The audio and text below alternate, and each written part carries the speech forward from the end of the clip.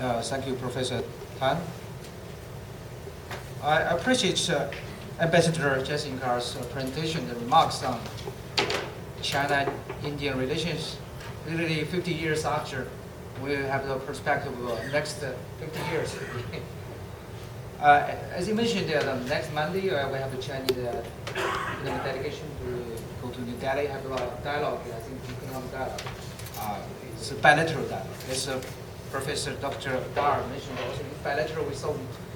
We have many bilateral trade and economic problems. We have to talk, like the trade deficit issue. But I would like to talk about the regional, not only bilateral but also multilateral. As you mentioned in your remarks, compared to Chinese economic connections with Chinese neighbors, particularly with Japan, with South Korea, with ASEAN countries, as you mentioned, we have very close economic relationship with these countries. But in South Asia, you can see, as you mentioned, India has very small trades or economic connections. So even to compare the Chinese integration with ASEAN, with Japan, with others, the Indian has very small, smaller connection with its neighbors, like even Bangladesh, also Mangala, that countries. I'm wondering why. Why did it happen? Now, one, I would have mentioned that there may be something more. As you mentioned, as two narratives. Maybe we have one more narrative now. In the last 50 years, if we go back to the 50 years ago, we can see after the war, we have the misperceptions, I think from my point of view, is strategic intention. In the 1960s, in the Cold War era, Chinese government is worrying about the Indian, maybe you have a line with Soviet Union in that time. And later, after the disappearance of the Soviet Union, later when the US as a superpower, China is worrying about the Indian can be used by the United States to contain China. This kind of a global balanced power China is worrying about. The Indian can be used in that great power game. But on the other hand, you can see the Indian is worrying about China. At the same time, that China is bigger. China is, particularly after the 1980s, China is economic developments, and China has a stronger economic power later.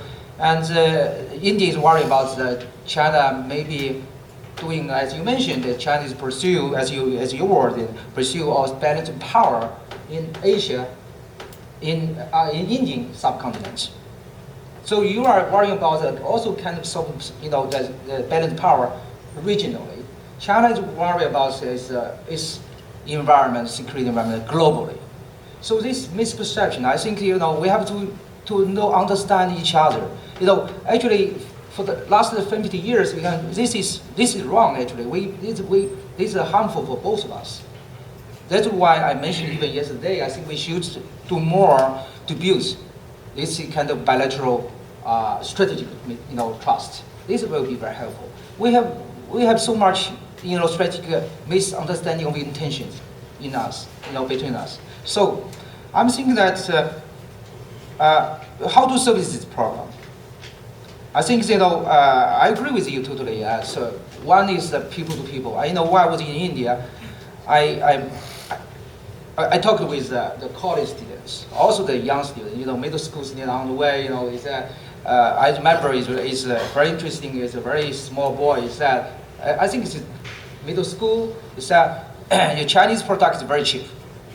This is one I know. The second is Chinese boys have many girlfriends. That doesn't mean China is a very open country. That's what he understands China. That's which is young students, so middle school student. So it's surprised me. Also, that's why the people-to-people connections, people-to-people exchange is very, very important. I talked with the Chinese president, Ambassador Zhang, I think also people-to-people exchanges, particularly in the young generation. That's why I'm doing more in this field, to help to build more university-to-university exchanges. Second, I want to mention that maybe another we can do is economically. We have bilateral economic trade deficit issues. We have other, the markets access problems.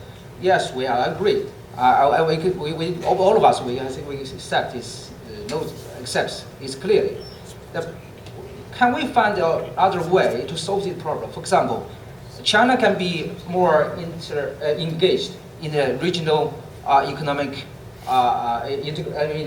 regional economic integration in South Asia, and India can even more in Asia, in Southeast Asia, in East Asia, ASEAN.